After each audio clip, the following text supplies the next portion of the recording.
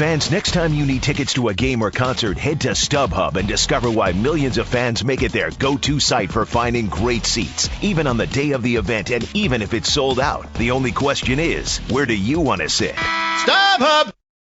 The BS Report is a free-flowing conversation that occasionally touches on mature subjects. First of all, This is the BS Report with Bill Simmons. it might be cool, I don't know. And if it's not, I don't The care. BS Report with Bill Simmons. Bill Simmons works for ESPN. He's also named the Sports Guy, and he writes a comical sports column. He must be a popular dude. The BS Report. It's got a real dirty sound, like a rusty steak knife cutting through a well-aged steak. Now. Here's Bill Simmons. Welcome to the BS Report, a sunny Monday here in Southern California. Wanted to apologize for not having the Week 1 podcast with Cousin Sal last week. Man, that was a tough one. It was a really good podcast, too. We did Guess the Lines, and it vanished into a faulty hard drive. The Lost Podcast. Sal is coming tomorrow on Tuesday because there are 2 Monday night games today, which means there are 4 spreads that have been undecided. So in his absence, filling in for the Monday NFL podcast, Mike Lombardi, what's happening? Not much, Mike. Bill, I always like being a fill-in. You know, it's not bad. I'll take that role anytime I can get it. Well, usually we would have had you on a Tuesday, but we had to basically flip. But fortunately, there's just an incredible amount to talk about. You are in a bunker right now at the NFL. What are you? NFL compound? What do you call it? It's NFL Films. It's like a working museum. Okay. It's really kind of a neat place. But, the tape was loaded early this morning, so it's been a good day so far. So the 2 big winners of yesterday, in no particular order, the San Francisco 49ers and Peyton Manning. Let's hear your thoughts on man, I thought the Niners looked just fantastic. What did you think? Well, I think, the Niners proved a theory that I've always believed. You win the game with your offensive and defensive lines, and I think the Niners' offensive line controlled the game yesterday. I really was impressed with how lean they look, how physical they are, how better conditioned they are this year than opposed to last season. I mean, Mike Iupati looks like a power forward in basketball at left guard. I thought their offensive line was sensational. They really were the more physical team. They were the dominant team in the trenches, and the game, even though it appeared to be close by score, I don't think it really was a close game. I think the Niners proved that they can play any style and their defensive front can control. And we learned that their secondary can cover a lot better than we thought they could. At least I did, watching it on tape this morning. So I think the Niners clearly went in there and beat them at their own game. I think the Packers, as they look back on the game, they got to change who they are. You just can't always put it on Aaron Rodgers' shoulders to win, and I don't think he did. And then, Peyton Manning was better than advertised. I thought he was good in the preseason, but I thought he was really good. He was quick-minded last night. Their offense and their offensive line, I thought, was really good, protecting him. Even though he got sacked a couple times, I thought they did a good job of protecting him, giving him time to make the throws. I hate overreacting to Week 1 because a lot of times a team could just play its best game in Week 1. They're super prepared. Other times they're beating somebody that we might have thought was better than they actually are, or was banged up or had some excuse for how they played. I think the Giants-Cowboys game is a good example of that because the Giants, their secondary was banged up. They were a little flat. I don't know if that was a great indicator of what's going to happen with Dallas. But with the Niners, Green Bay was healthy. They had 9 months to work on what we saw in the Giants game in the playoffs last year, and yet it was a very similar game to that Giants game, which makes me think if I'm a Packers fan, my team had 9 months to improve all the things we didn't do in that playoff game, and yet we're back to square one again. Is that fair? Yeah, and I think this, when one of the things I do every Monday morning when I come in here is I always look at, this is a Bill Parcells thing, is you always look at rushes and completions. So you take the rushing totals and you take the completed pass totals and you add those 2 numbers together. It's a stat that they utilize on StatPass. Everybody has kind of integrated it into the analogy, and it helps you determine execution of your football team. So if you have, for example, 30 completed passes and 25 runs, that's 55, and the number to win is anything over 51. So when you're Green Bay, for example, and you can't get any running game, it's tough to complete 45 passes in a game against anybody. and it's tough to drop back that many times. So what I've learned yesterday was New England redefined who they were, and Green Bay stayed who they were. And I think they felt like Cedric Benson could change them, but apparently he doesn't look that way. And so when you look at the numbers and you just break down Green Bay's game, and you see where they were in terms of just in rushes and completions. I mean, they had, and I have it right in front of me. They had 14 rushes and 30 completions. And that's 40, so, and now Aaron Rodgers' quarterback rating is 93.3, which is really good. But let's take San Francisco. They have 32 rushes and 20 completions. That's 52. That's the magic number. And so that to me is Green Bay's Achilles heel. If they play teams that force them to have to throw it all the time like they did, it's going to become a problem. Bill Barnwell pointed out on Grantland today, Green Bay ran 9 times on first down, and all 9 went badly. And we mentioned Cedric Benson in the podcast, the last podcast we did, and I intimated that he would be an upgrade, and you scoffed at that, and it seems like you were right. He looked like somebody. He looked like Corey Dillon circa 2005. Just like no explosiveness at all, right? And that's the way he looked last year at Cincinnati. I mean, he didn't look like to me, he was a weak link to Cincinnati. They couldn't run the football because they kept running Cedric Benson, and there was no juice in his tires, and he just didn't seem like he had it. And I think Green Bay's got to find a way, just like the New York Giants have to find a way, to get some balance to what they do, because Green Bay relies so much on Aaron Rodgers being great that their left tackle situation is a little tough right now, and they got to protect the left tackle. And if they drop back as many times as they're going to have to, Aaron Rodgers is going to have some turnovers. There's going to be some mistakes when they play the good teams, when they play the teams that are really complete. And the center situation wasn't great either. I mean, well, I think they're, when you're playing against the 49ers, and the 49ers, their weight program must be the best in the league, because that team looks physically more dominant than any team. The only team I thought that was as impressive physically were the Patriots yesterday. When you watch the tape, the Patriots were pushing people around like I'd seen back in 2003 and 2004 and haven't seen from New England in a long time, especially defensively. And you called that on our last podcast. It's interesting, like watching the Patriots and then watching the Packers. Stephen Ridley was just tremendous in that Titans game, and there's been a lot of signs that he might be breaking out this year. And you look at, the Pats spent second and third rounders on running backs, hoping to hit on one of them. Packers tried to get by, patching it together with Cedric Benson. And I think that might have been a fatal mistake. Like, what could they have done in the draft to address this? Did they do anything? Well, no, they tried to address their defense. They tried to think the first 6 picks were all defense, and they tried to, and they tried to find a way, whether it's James Starks, they seem to have a way of doing it. But let's just take that numerical equation I talked about, rushes and completions. Look at New England yesterday, 35 rushing attempts, 23 completions. That's 58. You're going to win almost any game you play with 58 within the 58 number. And the formations that the Patriots use yesterday are pretty interesting. Peter King pointed out, Wes Welker was only on the field for 43 of the 67 offensive plays they had. It's pretty clear that they are going with tight ends and Brandon Lloyd, and then basically Welker and Julian Edelman splitting time. It's a different Patriots team. What is it? Just a question of they stumbled into these great tight ends, or do you think this is something Belichick really believes in? The day I met Bill Belichick, all he cared about were tight ends. I mean, The day I met him. I mean, I met him in 1991 when he was the head coach of the Cleveland Browns, and he came in, and he was looking for the next Mark Bavaro on that day. And we were in search of tight ends. We never really could find the ones that he's found in New England. But that, to me, is, as I've said many times before, they're the knights in the chess piece. They can do so much, and especially when you have versatility in them, and you can line them up all over the formation.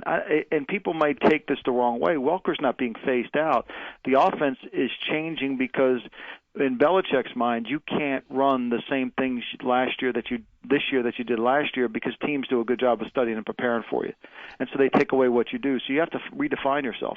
I think that's what they've done, and I think they've done a very good job with the personnel they have. And Brady looks like he's embraced it more. I thought he played more in a flow yesterday than having always the burden of responsibility on his shoulders. And the defense looked a lot faster, a lot younger. Chris Johnson did nothing in that game, although, part of me wonders. I noticed today on Pro Football Talk, the Florio site, that he was saying that the Titans are starting to rebel a little bit against Chris Palmer. Has Chris Palmer had an original moment in the last 25 years? Well, but look, in fairness to Chris Palmer, I mean, Chris Johnson hasn't been good. He wasn't good this summer. Nope. He wasn't good last year. I mean, he's now running like the back that everybody thought he might have been coming out. That's why he was the fifth running back in a class of 5 running backs, maybe the fifth of 6 or something when he went in the 20s, because they felt like a lot of teams felt like he would run like a track player. He would run without the power and without the acceleration. And he's what we call a point of entry running back, and that means if the hole is clear when he gets to it, he'll enter the point of entry clean and he can make yards. If he has to reshuffle himself and reestablish himself in terms of going right or left, and the point of entry is not clear, it's a no-gainer. And that's what happened in the preseason. That's what happened in yesterday. And that's going to be a problem for the Titans because that team's built around establishing the run, having a foundation, and then letting Jake Locker kind of do a couple things with his feet and his arm. You're not going to win with Jake Locker dropping back 35 times and think you're going to win the game. Right, and the fact that Kenny Britt didn't play, I thought really helped the Patriots. Same thing with the Chiefs-Falcons game. The injuries that the Chiefs had defensively basically crippled them in that game, I thought. You're not buying the Falcons yet, right?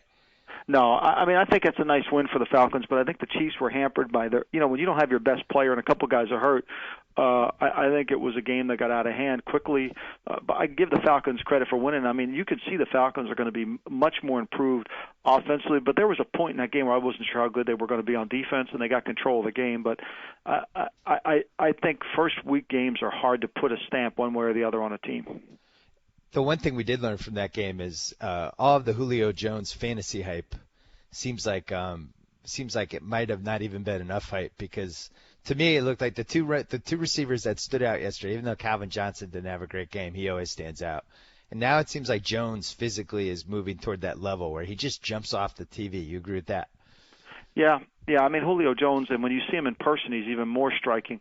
He's so physical and he's so big, and I think obviously they do a great job of getting him the football. And I thought, their offensive line would have a little harder time holding up, but without Tamba Hali, he had time to make the plays. And, they did a great job yesterday of getting the lead, building themselves into turning the ball over with their defense when they could. So, the first week, I think, is we learn more about what teams don't have as about how good teams really are.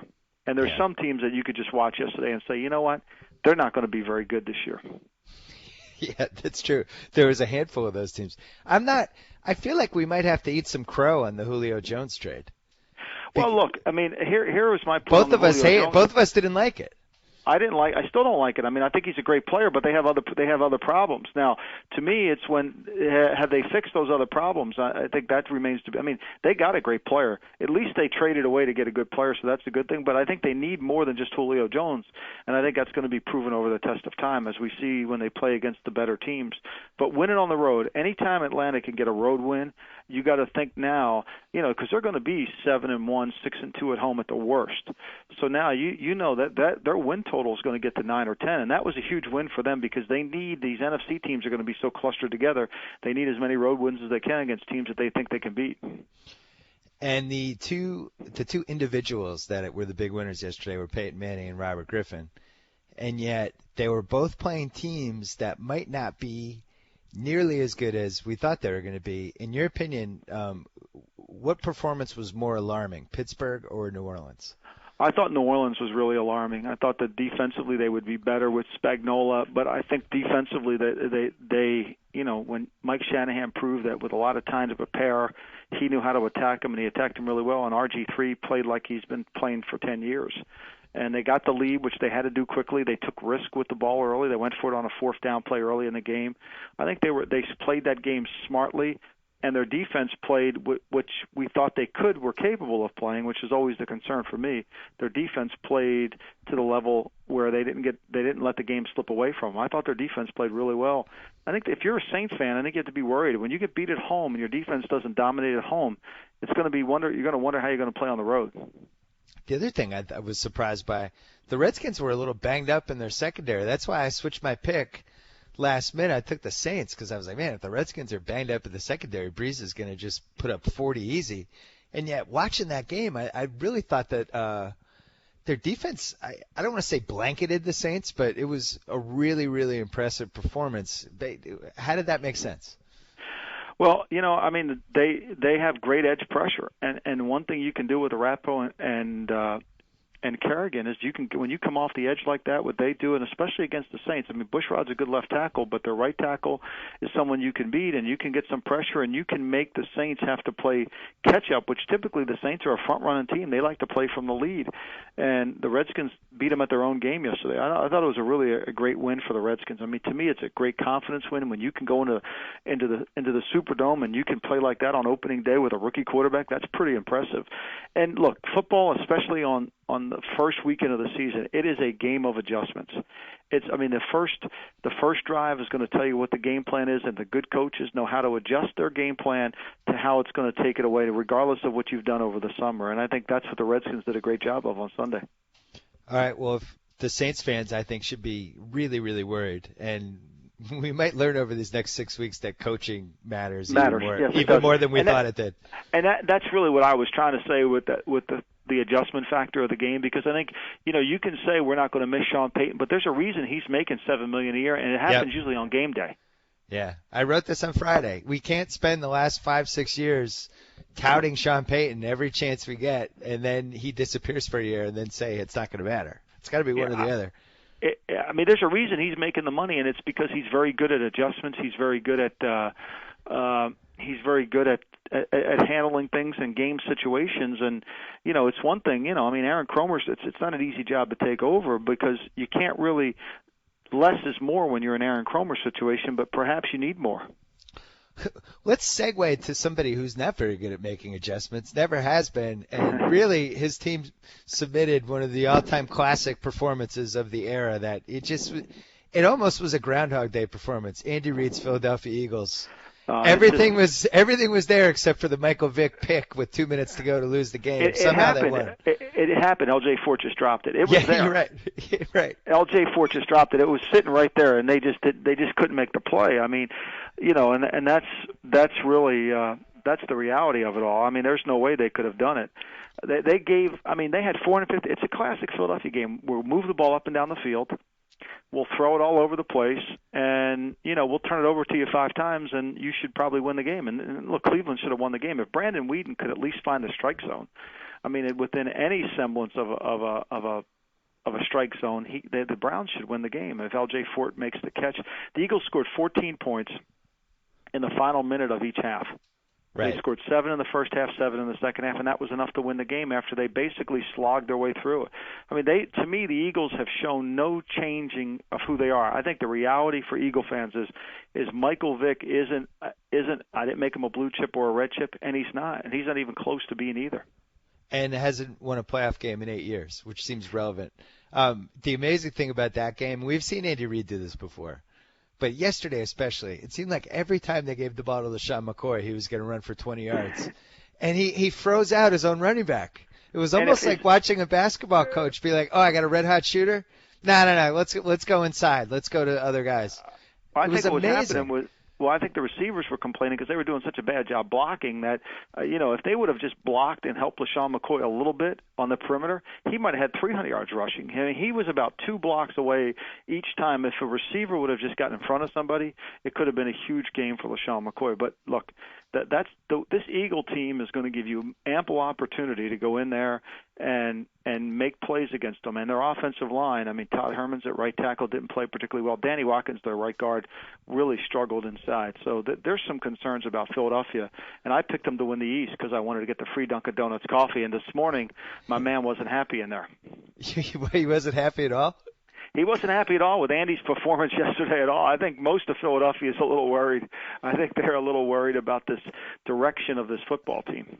What is it in play that Andy potentially could not be the coach by Thanksgiving? Is that a possibility?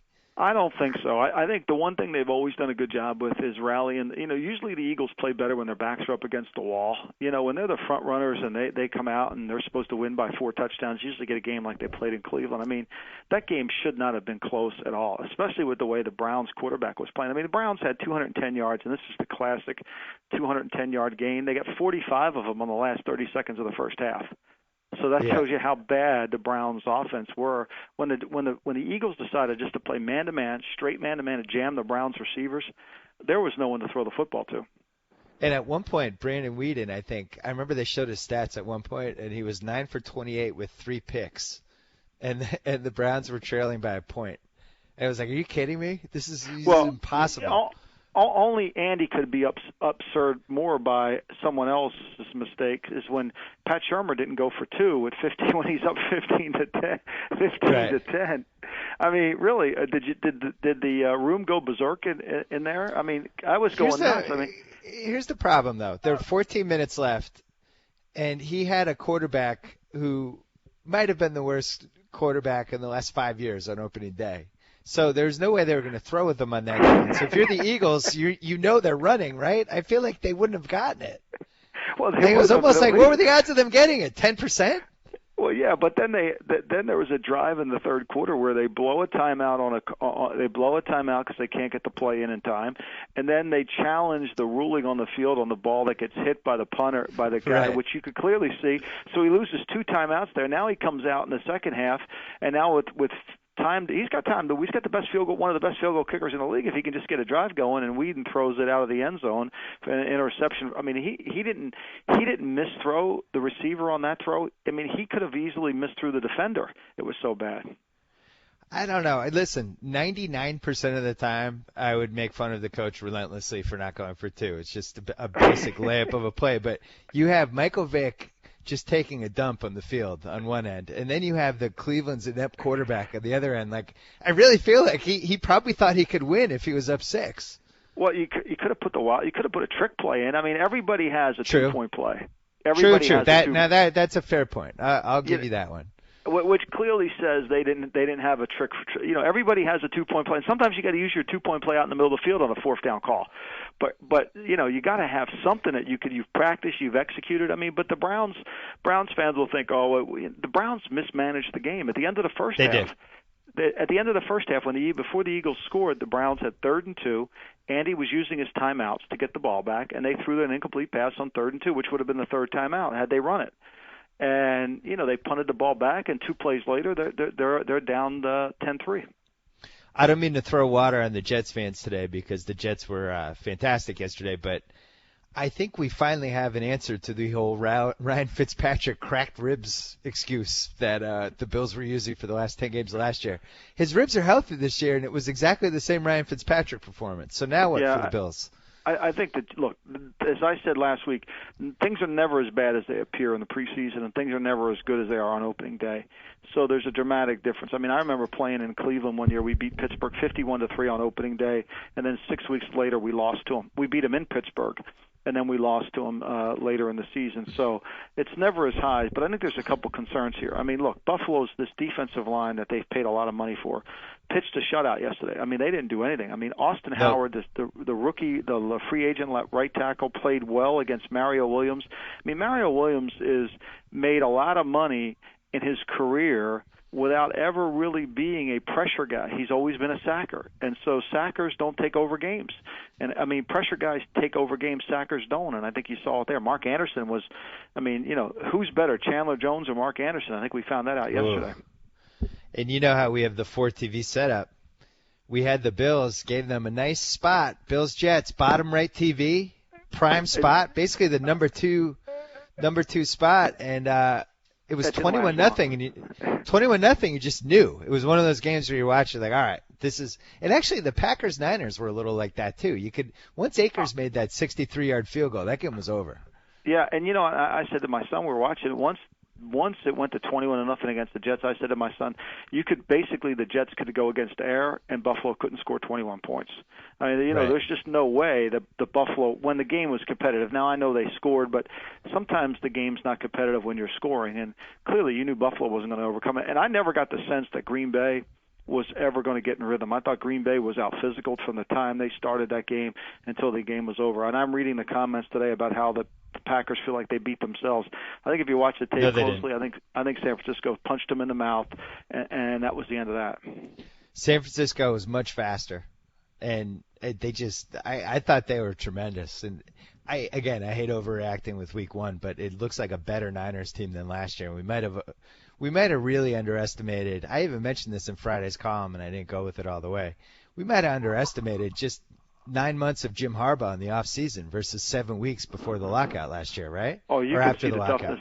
You could see the toughness in the team. And I'll tell you another thing. I think Kendall Hunter, the running back, is really, really good. And I think Kendall Hunter, there's times where you think he should play more than Frank Gore. And I'll tell you another guy who looked really good. That freaking Redskins running back that I didn't draft, even though I drafted the other two guys, Alfred Morris. Yeah, he's legitimately good. Yeah, he is. He really is. He was good this summer. He was their best running back this summer, and it was really not a surprise that Shanahan made him the starter. Look, the Redskins' offensive line actually played well too, and that's got to be the Achilles heel of the New Orleans Saints is their defensive line. You're going to laugh when I say this, but actually I think St. Louis's defensive line in St. Louis for Spagnuolo was probably better than what they have in New Orleans right now in terms of rushing the passer.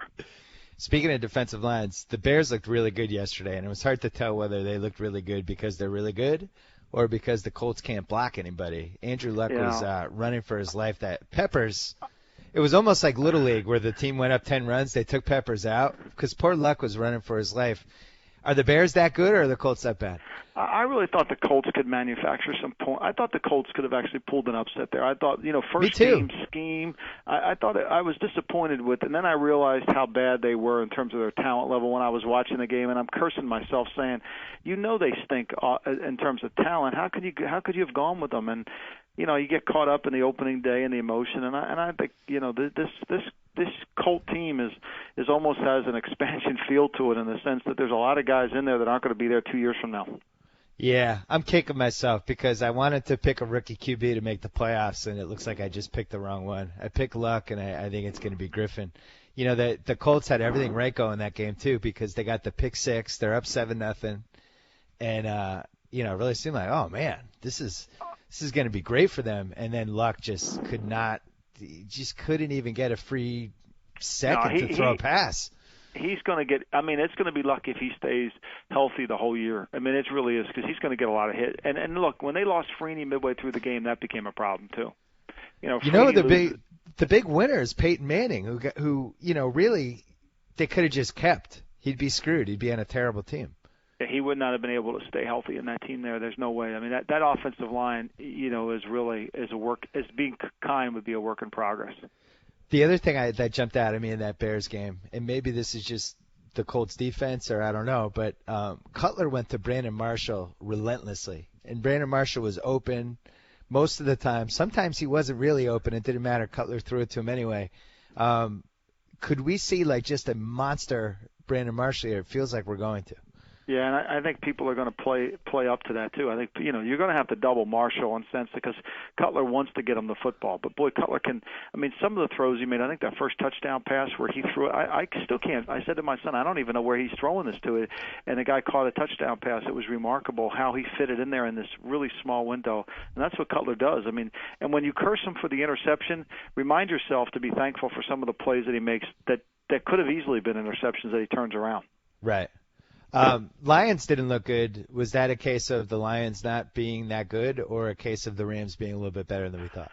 Well, I think, look, opening day it's hard to really judge. And when you turn the ball over like Matthew Stafford did in the game, especially when you're going into score, that's a hard thing to really overcome. And I think, look, Jeff Fisher, he knows Jim Schwartz as well as anybody. He studied. His son was on the staff there at the Lions. I think there was a lot of things that he knew he liked to do, and they played really well. Look, the Rams played really effectively, and they were really good at taking away what the Lions could do, and you got to give them credit. But what happened is, like I said, we said on the podcast before, depth was going to take over, and the Rams started losing players, and they started losing effectiveness, and that's really what happened. And of course, Stafford comes down, leads them down there, and they win the game. And good teams find a way to win though. When they're playing bad and you win, that's a good thing. Pittsburgh, we forgot to keep talking about this because we got distracted by the Saints. I didn't think they were going to make the playoffs this year. I actually picked them to go 6-10. I thought that it's definitely them or the Saints are going to be the team that everybody thought was going to be a playoff team that just drops out. And maybe it seems like it's going to be the Saints, but I wasn't really impressed by Pittsburgh yesterday. Is that a team that potentially could go 8-8 or worse?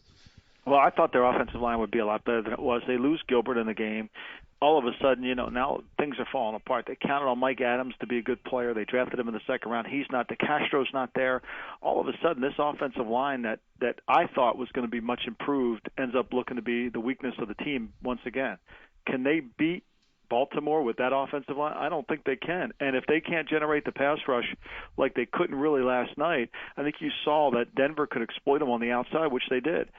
And is age catching up with this team? I think obviously Ryan Clark not playing really hurts them. Yep. But I do think that their offensive line is going to hinder them to being what they really want to be offensively, which is let Roethlisberger throw the ball up the field to Wallace and Antonio Brown and Emmanuel Sanders. But the offensive line is not good enough right now. And that's why I'm not ready to just look, the Peyton Manning thing's incredible. I picked them to win yesterday. I thought he was going to have a big week one on Sunday night. He owns Sunday night. I want to see him get hit a few times, and Pittsburgh didn't hit him enough yesterday, I didn't feel like. If you're just going to let him get comfortable and do the no-huddle thing, he's going to do the old Manning. Yeah, I thought when they finally went to the no-huddle, when they decided to stop being this, the Carolina Panthers, and they decided to be the Indianapolis Colts, yep. I think that's when Denver became a better team. And they got into the no-huddle, and their offensive line can do it really well, and it became more effective for them. And then it showed Pittsburgh's problems in terms of coverage and rush. Atlanta's going to be a really nice test for them next week, Denver. It's a better team. They're going to match them for points. And, the one thing I forgot, healthy Von Miller. You forget Von Miller was playing with one hand last year. Yeah. And people think, well, whatever. He's got a cast in his hand. But, these guys use their hands for leverage and his sneak by guy. And, he looked like the old Von Miller yesterday, I thought. Well, look, they're set up to play the way the Colts used to. This team's set up for Manning. If he gets the lead and you let Miller and you let Dumerville rush off the edge, that's a problem. That's going to be a problem all year, especially if they get the lead. All right, last thing. I went all in on the Seahawks. It looks like I picked the wrong NFC West team to win the Super Bowl, but it was right there. Russell Wilson didn't really play that bad. He didn't play good either, but he wasn't a disaster. He led him down the field. Doug Baldwin drops the game-winning touchdown. Then Braylon Edwards just goes right through his hand, another one. But everything was kind of right there for a little bit of a sneaky road win, and then Kevin Cobb comes in out of nowhere. What the hell happened there? I have no idea. I'm watching it now. I have no idea how that happened. Even what I'm disappointed more than anything is how the Seattle defensive front just didn't dominate the game. Because give credit to the Cardinals. That offensive line is patchwork, and that's being very kind. Yeah. And they were able to. And I think Seattle's defensive front's really talented, and I think it's tough to block. But they played them well. And there's something. The funny thing about this West, I don't think we hit it enough, is I give Seattle a lot of credit for being a good home team, but I think Arizona's a really good home team too. I think it's hard to play there, and I think Seattle's hard to play because for whatever reason, Arizona plays at a different level when they're home than when they do on the road. Arizona's a good home team. And I was impressed by their defense. They have some legitimate guys on that defense. Oh, Campbell's a Pro Bowler. You got Dockett's a Pro Bowler. Adrian Wilson's a problem, and Peterson. Peterson's a problem. He can cover. They on every single level. They have. I think it's Washington. They have guys that can make plays. And is a problem. They have enough guys, and the scheme's good. Darryl Washington's a good linebacker. They've got a lot of guys, a lot of things going in their favor, and they're tough to block. They get isolated, one-on-one Dockett or Campbell. Campbell blocks more field goals than any player I've ever seen in my life. He just gets up there and slaps them away. So they're tough to play. They're not an easy out by any means. They'll go back to New England, and even though that offensive line will have a hard time blocking, they'll be hanging around the game. Yeah, I picked them to go 1-15, and that looks like that was a mistake. But no, I think. Look, one thing we learned yesterday: Miami's going to be bad. Really bad. Yep. And they're not going to. Miami's going to have a hard time manufacturing 13 points a week. Unless they drop coverage or something. So I don't see Miami. Miami's void of talent. I think and I've said this all along. They're in a rebuilding project now. With the game we didn't discuss was where was Jacksonville, Minnesota on the TV screens out there? It was added with about 10 minutes left, and Blaine Gabbert. I got to say, the two stunners yesterday were Blaine Gabbert pulling a potential game-winning touchdown drive out of his butt, and then Kevin Cobb coming in and saving the Cardinals. Who would have thought that was going to happen? I think Gabbert has made improvement. Every time Gabbert throws a completed pass, I get 75 tweets saying, "You're wrong on Gabbert, you idiot, you fat ass." But the reality of it is I like to see him continually get better. Did he get better in that game?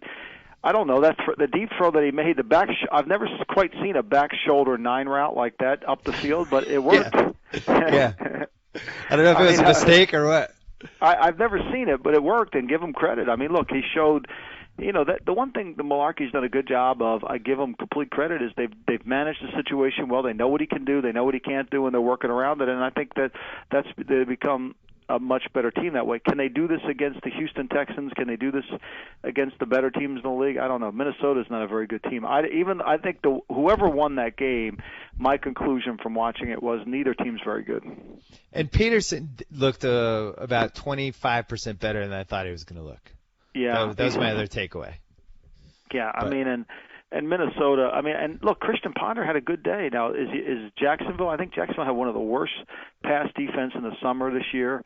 And so was it Jacksonville secondary or was it Ponder? I think we'll need a little bit more time to evaluate both those guys. And the Texans Dolphins just can't take anything away from that game. We'll see when the Texans play. I don't know. I had red zone, and I'm wondering why are they continually going back to this game? We can catch these touchdowns on highlights. Yeah. I mean, there was really no need to look in on the Houston game to watch the ineptness of the Miami offense. I mean, Miami is. I mean, I don't know where Buffalo's got enough competitiveness and enough. They'll bounce back, but I don't know where Miami's going to go. This is going to because here's the problem when you start Ryan Tannehill in his 19 starts. The team wants to try to at least compete to win, but is he really going to help you win? No, he is not. Where do you Matt go Moore now? would have helped him. Matt Moore would have helped him. Yeah. Tonight we have the Ravens Bengals, and in my opinion, the Ravens need to lay the smack down. And they need to show to everybody, hey, I know you guys are all talking about the Niners and the Texans and the Patriots, but we are also in the mix. Is that a fair statement to make? Yeah, I think, look, the Ravens got to come out throwing the football. Let Joe, I heard Ray Rice say this is Joe Flacco's offense now, and I've said this on the podcast before. It can't be Cam Cameron's offense, and it can't be Ray Rice's. It needs to be Flacco. They need to throw it up the field. They need to attack the outside perimeter of the Cincinnati defense, and I don't think Cincinnati can score, really. I mean, people think Cincinnati's this incredibly talented offense, and I watch them, and they struggle to score points. I think Andy Dalton is limited, and that's being nice. I don't think he's a Pro Bowl quarterback by any means, and so It's going to be fascinating to see how much better they think they can become with Andy Dalton. I think there's a ceiling with Andy Dalton. I think A.J. Green's fabulous. But do they have enough players on that team? I'm not sure yet. And the Raiders-Chargers game. That's going to be a real – I mean, that's going to be – I wish it was earlier in the night. It's going to be hard to stay awake for. But I think that's going to be a really good game. Yeah. Because both teams I don't really have an answer for. Are we going to get the Carson Palmer who played in San Diego last year? Or are we going to get the Carson Palmer who played against them in Oakland? Yep. And – the Broncos looked good yesterday, but I'm also not prepared to hand them the AFC West. I think this is a big game for the Raiders. The Chargers could lose this game, it's fine. But the Raiders, you start at 0-1, you lose a home game against a division foe. That's just a bad way to start things. I feel like they have to win tonight. Yeah, I think they need to start off on the Raiders need to, especially on a short week. I mean, look, Baltimore comes to Philly next week. And this is a big game for Baltimore because next week in Philly, playing against Philly that'll be a challenge because Philly will play to the level, good or bad. So I think this is a huge game for Baltimore too. They need to get off to a good start, especially with Pittsburgh, not winning. I think you always have to try to get a little advantage because you're going to hit a bump in the road in the middle of the season. Mike Lombardi, we will read you all week on NFL.com. We will watch you on the NFL Network, and we'll have you back on in a couple weeks. Thanks as always for the time. Thanks, Bill. Appreciate it. All right. Talk to you later. All right, we couldn't let this Monday BS report go without doing a little phone call to our buddy, Joe House, diehard Washington fan, who is in the middle of a renaissance unlike anything that city has seen in a long, long time. Let's give him a ring. Joe House. RG3! RG3! How excited are you? What's happening? Well, this excited. I came in from off the street just for this call. I've been out there in my RG3 jersey giving out high fives all morning. Is that That's true? That's how excited. I would actually believe that. I mean, I got the jersey. I've got, a mock-up of dreadlocks, and I'm getting high fives from everybody.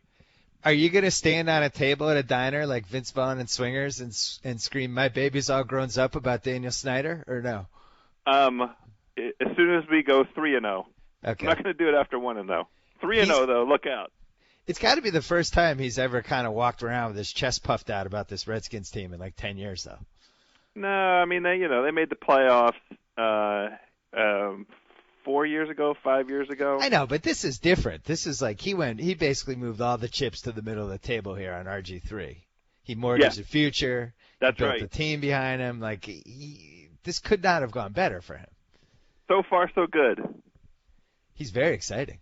He's very exciting. I mean, I have learned the hard way to temper my enthusiasm for new athletes here in Washington, new exciting athletes in Washington. But the play that he made in the first half, where I think it was a fourth down play, he rolled out and threw a strike into the end zone that ended up getting a pass interference call. Yeah. I took my hat off and threw it, and it broke the brim. That's how forcefully I threw my hat. That's how excited I was.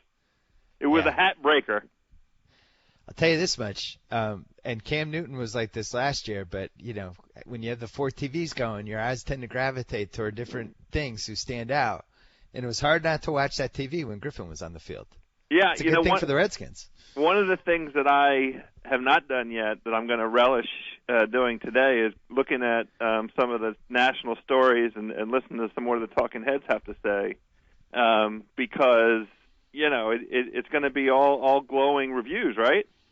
Oh, all glowing, and I think unfairly because Andrew Luck had no offensive line. I mean, I certainly didn't realize the Colts were that bad up front, but I do think knowing how the media cycle works, I do think now whether the Colts should have taken Griffin or Luck is going to become a story. Because already? Yeah, I think it is. That's how it works, man. You take kernels of a story and you blow them out. And that's what's going to happen. The Redskins' offensive line was the big concern coming into the season, and it's still a pretty big concern. But it looks like they have game planned around it, and RG3 has the athleticism to match the game plan that they're going to be able to, they're going to get the most out of it as long as these guys stay as healthy as can be hoped. It's a pretty fragile line, with the extensive injury history, but still. So you have this city, Washington, D.C. Yeah. That for years and years and years and years and years just didn't have any marquee, tell your grandkids about them, jump on the bandwagon type of transcendent athletes. Yep. And now you have Bryce Harper, Strasburg, and it looks like Robert Griffin III. You have 3 athletes. No. Ovechkin for a little while there had the star. I wasn't going to include Ovechkin since there's not going to be hockey until about 2017. No, but it's true. I thought, I've had this same kind of thought. I've looked back at the last handful of years and said, wow, we've gotten pretty. I mean, we were kind of due. It's been a long time here in Washington that we've had, that the transcendent athlete come through. I guess on a sort of pure athletics basis, a couple of the times the Bullets had some pretty good guys. Chris Webber, we had him very early in his career. We had Rashid for a year. I mean, we had some good, talent, but nothing like this. Nothing like, really franchise-altering kind of guys. It should have been C-Webb. And C-Webb should have been one of the best 30 players of all time, but that's a topic for another podcast. But that was the last time you had somebody that was potentially like a best 3 or 4, one of the best 3 or 4 guys in the league. Yeah, combination of youth plus, talent plus, it seems like poise. And plus a coolness factor. Yeah. We were talking, you should have seen, I have never seen anybody jump off a bandwagon from one bandwagon to another than Dave Jacoby yesterday during the RG3 thing. It was almost like we were going. Did you know in Fast 5 when they were on the train and Paul Walker had to jump from the train into Vin Diesel's car and it was like that perilous drive at 200 miles an hour, but he did it anyway. He didn't care whether he lived or died. Yeah. That was Jacoby yesterday on the Tebow bandwagon, and all of a sudden RG3's car pulled up and Jacoby's like balancing himself in the train. He just jumped. And he landed in the car. I think it's going to be worth his while. I encourage everybody.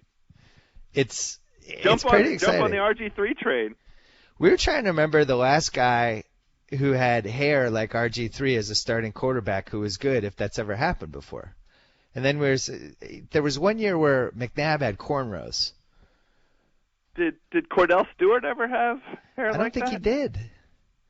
I don't think he did. Certainly Aaron Rodgers never did. I think that's Blaine Gabbert's pretty close, but he's not as good. Plus, it's almost like watching a running back who can throw. Like he's built like Jamal Charles. That's you know? one of the things that among the 14 things that were exciting, I loved observing him, watching him run. I loved watching his physicality when he was running the ball. And there's a little fear factor too, because anytime he's about to get here, like, oh no, don't hurt him, don't hurt him. He's so little. That was already in the first quarter. He's not that little though. He's a no, I know, guy. but he seems little when he's running around with his giant linemen. He moves like a little guy. Yeah. You know, he's got those quicks. It's because he can't have the same shoulder pads that the running backs have. That's but right. like when Cam takes off, you're like, this will be fine. He's just gonna knock somebody over. But with Griffin, there's a way that Griffin falls that it seems like nobody ever gets a clean hit on him. That's what I mean? You just hit it. You hit it right on the head. Well, look, it's crazy to be talking. You don't want to get too far ahead of ourselves.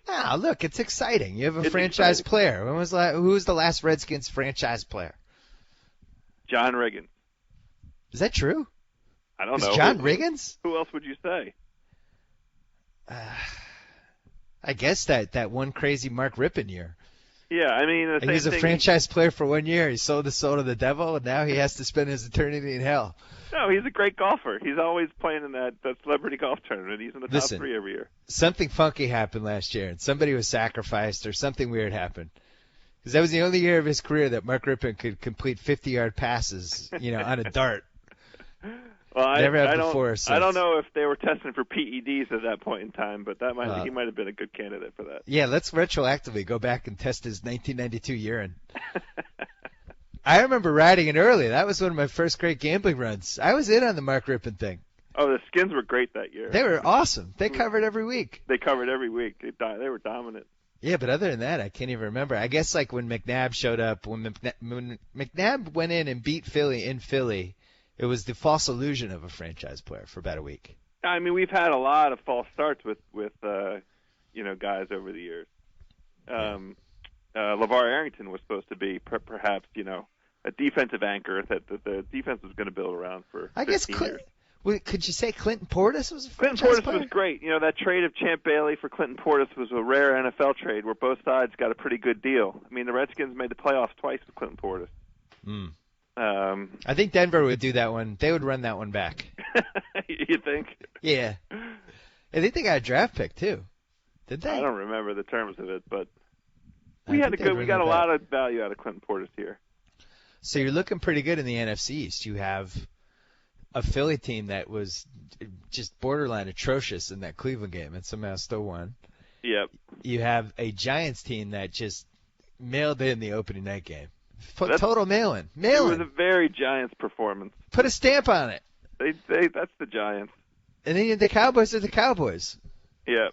I don't know. Look, the Redskins have had some good starts. They were 3-1 last year, by the way, the Redskins. Before they finished, 5-11. Oh, with Sexy Rexy. Yeah. So, I mean, it's we've learned, we know better than to talk about things that are exciting after week 1. But it is pretty neat and pretty extraordinary to, put all your chips in the middle, like you said at the beginning of this, and have a guy show up in the first game and be that guy. I mean, by all indications, he is a whole package. He really is. The worst thing is, there's a victim here. The real victim of all this, the poor Washington Nationals. Yeah. I mean, that's it, right? Call me in October when the playoffs start. So I jokingly asked you about this a couple weeks ago in the podcast about Nats versus Redskins, and you interrupted me mid-sentence, and you were like, Redskins. It's a Redskins city. Just stop. The Nats it's fun and all, people like it, but if the Redskins start well, the Nats will get blown off the pages. And that's basically what's happened. We're there right now. I mean, the Strasburg news was like the Saturday news, right? And then RG3 comes out 1 o'clock Sunday, forget about it. Yeah. All the pain of the Strasburg shutdown is gone. I mean, honestly, most people in Washington support the Strasburg shutdown, so it wasn't that big a deal locally here. But right. Well, where do the Orioles fit into this? You're asking the wrong cat. There are a lot of guys, not guys, a lot of folks here in the Washington area that still appreciate the Orioles and root for the Orioles because they were the only baseball in town for a long time. But, I wrote them off, got them out of my life in the late 90s. I think Smart it's exciting. move. Everybody hates the Yankees, so there's plenty of folks here that are excited to have a local team stick it to the Yankees. So you had, in short order, you had the Mark Reynolds game on Thursday night, followed by the Yanks really teetering, and then they regrouped a little bit. But so you had that. Then you had the Nats, you had the Strasburg shutdown, that whole thing, and then RG3. I would say this is a glory time for Washington sports right now. It's been chock full. Well, and you forget one of the other most noteworthy events. Andre Blatch signed with the Nets. Oh yeah, you got to keep him in your division. Yes, that's right. You get to boo him You get to boo him 2 times a year. People will enjoy it. They should have Andre Blatch throw his own bobblehead at him night. They give out Nerf bobbleheads. Yeah, throw drinks at Andre Blatch night. That's going to be awesome. I might have to come back for Andre Blatch's first game. We should go to that together. That would be a good time. I would love that. I bet Mr. Leonsis could find us a couple seats. Yeah, I bet he could. Your boys probably right behind the Nets bench. Is it wrong that I thought that was like a really smart signing? Which? The Nets signing. I thought I Andre agree. Blatch he's legit. I honestly thought he was going to go to the Spurs. It was lining itself up for him to go to one of these smart teams like the Spurs or maybe the Thunder. I mean, he if he loses 25 pounds and he's in a system that holds him accountable, I mean, the kid can play. Anybody that goes 20-10 for 3 months, even if it's he's getting all the touches that he's getting, he can play. I may or may not have been eyeing him for my beloved Boston Celtics. That would have been a fine signing. Again, it's a system situation for him. Yeah, he's got to go into some place where it's all adults, and they lay down a law with him immediately, and nobody's going to indulge any missteps. My whole thing with him is, if you put him with KG and Doc and Pierce and Jason Terry, yeah, the Jet, one of the most respected vets in the league. And good owners and the whole thing, and he's on a contract that it's not a risk. I don't know. I think he could have helped us. But the word on the street with him is just so bad. I think it shows you how desperate Brooklyn was for another body because. Well, it's because of the weight thing. I mean, you just can't. Yeah. You can't trust a guy that balloons up 30 pounds. You just can't trust him. Or a girl. A guy or a girl. I don't trust anyone. I don't trust anyone who balloons up to 30 pounds when they have a financial stake in being in shape. Well, I'll tell you what. Weird. It's a weird. You don't have a financial stake in being in shape, but you wouldn't believe how many messages I got from people expressing concern about your physical appearance. I know. I don't understand. It's like, will you please take Simmons out for some barbecue? It looks like he's wasting away. I don't understand this. I always thought a human being's responsibility was to eat healthy and work out. I think everybody is looking at you and saying, well, if the TV adds 10 pounds and he's that skinny, there must be something wrong here. Yeah, I've been getting more than a few emails and tweets myself. Now I'm concerned about myself. What's going on with me? Honestly, the thing I tell everybody is he's playing basketball again. He's back to fighting weight. I'm playing basketball and I'm trying to eat healthy. I'm going to be 43 in 3 weeks. I don't want to drop dead of a heart attack. So far, so good for me, by the way. 43's been all right for me. We launched our YouTube channel. What? We launched our YouTube channel last Wednesday. Oh, you launched it? Launched it. Yeah.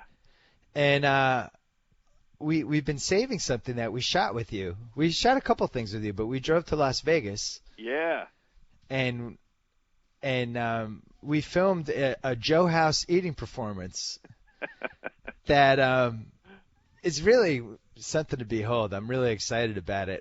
Nobody has really seen you eat on camera yet. Are you excited? Are you nervous? What are nervous. Your feelings? I'm honestly nervous. That was not, that trip. I was excited for the trip, but we didn't go into it saying, oh yeah, this will be one of these deals where House, don't eat anything, come in hungry because we're going to stop at this great place. It was very spontaneous, and so I was hungry that day. There's no two ways about it. You definitely were hungry. But I'm worried that it won't come off.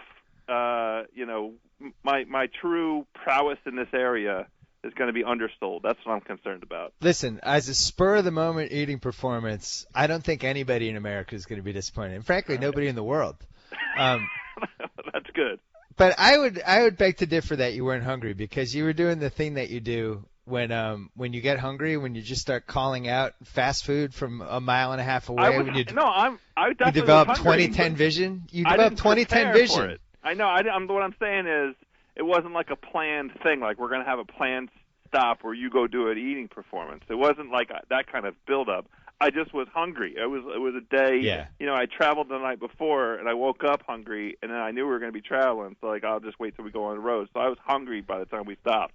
Well, we stopped at a great place. We did. That place is awesome. I don't want to give the name of the place away or what happened, but that's running this week, hopefully. Plus, it's exciting. This week or next week, sometime in the next 2 weeks. Jacoby's now mad because he's in charge of the schedule. He's like, man, I work really hard on the schedule, and I'm doing a Jacoby imitation. Hey, man, you just arbitrarily decide. He hasn't slept a lot lately. Yeah, we have some good stuff in store, actually. I've been enjoying what I've seen. The thing that really tore the heart out of me was watching the Hoosier Gym experience, because I had to leave the night before. I wasn't able to stay that morning and join you guys on that. You missed out on shooting I really at the Hoosiers did. Gym. I should mention, a couple people have asked, how did we arrange that? How do we do it? You just show up at the Hoosiers Gym. That's one of the great things about it. If you're there, you can go in. It seemed like there was a lot of people there, people out there shooting around. I was really impressed. It was great. People also, you mentioned expressing concern. People also expressed a lot of concern about my voice and appearance in that Hoosiers video, wondering what had happened the night before. And the official explanation is I had bronchitis that whole week. Yeah, I was with you. I'll confirm. I can neither confirm nor deny that official explanation. I talked to Lindsay Lohan for about 20 minutes yesterday, trying to get the best PR advice I could get here, and I was exhausted. I was suffering from exhaustion, good, dehydration, and one. severe bronchitis, and Yeah. that led to my unshaven, raspy appearance that day. And I can neither confirm or deny any other reports. That's the explanation. I've also rung up a $45,000 bill at the Chateau Marmont. Unpaid, right? You're not paying it. You're never paying that. Poor Lindsay. I'm telling you. I just want to go back in time to Mean Girls. Just press the reset button on the Lindsay Lohan era. Yeah, This could have turned out so much better. She was a really good actress.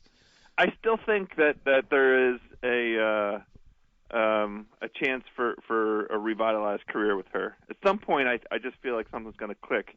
I don't know anything. Hold on, though. In porn or in conventional cinema? I don't talk about that. Okay. No, I think I believe in redemption. I believe in Hollywood redemption. I think anybody is capable of a rehab, and it's when you least expect it. But she has demonstrated at least an emotional intelligence as an actress that's pretty special. I hate to say that Mean Girls is use that as the example, but I just mean she demonstrated a skill set. It doesn't go away because your life gets derailed. So it's there, right? Somebody's just got to tap into it. Somebody's got to find her at the right time in her life where she's ready to start behaving herself. I mean, look at Robert Downey Jr. for Christ's sake. Is there a chance that I forgot to ask you this? Is there a chance that there could be a Nationals-Orioles World Series? What are the Vegas odds? 100 to 1? Oh, I'm sure it's way north of 100 to 1. The Orioles can make the playoffs, though. Yeah, but they're not. Well, I guess the odds right now are probably, I don't know. I have no idea. I'm not even going to guess. It's stupid. So you I don't know anything about Vegas, but you think the Strasburg thing is a killer for the Nats ultimately? No, I don't. I don't think that necessarily. He was an every other game performer here the last 10 games. Every other game he was getting hit pretty hard. I'm not sure that it's necessarily, especially with the shortened, the World Series, the playoffs in the World Series, it's just a tournament, right? And you just need especially guys, this year. Yeah, right. You just need 3 pitchers. having Strasburg is obviously a tremendous luxury, and especially it's like the intimidation factor. Having a guy that you know that can come out and throw 98 miles an hour is one of the guys that you're going to have to face. Yeah. That part of it all by itself, that's really what we're losing, I think. But I'm not. Okay. There's still, highly skilled pitchers on this team that have, especially, this is going to sound crazy, but Edwin Jackson's pitched in the playoffs before. I like him. I've had him before on my fantasy team. I have fond memories of Edwin Jackson. The other thing you have going, there's a chance that Bryce Harper is just one of those big stage guys. I think you've even mentioned this before in the podcast. There's a chance that on national TV with the big spotlight on him, he goes up a level. I think I think Mike Trout's wired like that too.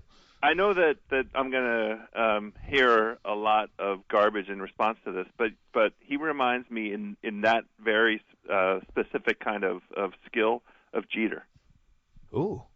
You remember? I mean, think about Jeter early in his career, those playoffs, and how he became, really a leader of the Yankees on a team full of veterans, guys that were around him that had been around for a long time. Right. Not PED's Jeter. I joke. That's a joke. Joke. Settle down, Yankee fans. Come on. Yeah. I He's think definitely that kind of guy. It's going to be exciting as hell. I mean, the freaking kid stole, home base on the first natural stage. It's really, I've been watching a lot of SportsCenter lately just because there's so much going on, and it's really fun to watch these Trout and Harper clips. They're the first baseball players in a while. I guess Griffey was like this when he was in the early days of Griffey, but where anytime you see the teams and they say the guy's name, you get excited. Yeah. Oh, Mike Trout did something. Oh, this will be fun. He robbed another home run. Something good, right? Yeah. Absolutely. But as baseball moves into a stage of the sport where nobody under 25 knows what's going on, I think it would be good for the old guys like us to keep attached. I'm there. Obviously, I'm there. Yeah. All right, Joe House. Good time. You sound like you sound as sports happy as I've heard you in a long time. Yeah, I can't wait to get back down on the street and keep giving out those high fives. The way that this is going, it's going so well. I almost feel like the Nene arrest or something's got to happen to throw some water. Somebody's getting arrested. No. Somebody's getting arrested this week. All that happens is the cold water to the Washington sports fan. Let's have some hot water. Can we have 2 or 3 weeks of hot water here? Run me a hot bath. Run me a hot bath. All right, House. We'll talk to you soon. Time. See you. All right, that wraps it up for the BS Report. Come in tomorrow for the Week 2 lines with Cousin Sal. We promise we will not lose this podcast into thin air. It's going to happen. We're going to be fired up for it. Week 2 NFL lines tomorrow. The BS Report. See you then. So I get to sign off. Whoa! Thank you for downloading the BS Report with Bill Simmons. Too much fun. Check out more podcasts at the iTunes Music Store or at Podcenter at ESPNradio.com. Peace out. All right, fans, by now you should know that millions of fans use StubHub and the StubHub app to find the seats they want to games, concerts, and more. But one thing you may not know is that you can also go on StubHub to set a price alert. That means you choose where you want to sit and the price you want to pay. Then if another fan lists tickets for sale within your price range, StubHub will email to let you know. Pretty great, huh? So head to StubHub today to get your tickets or the app to set a price alert. You can't go wrong. StubHub!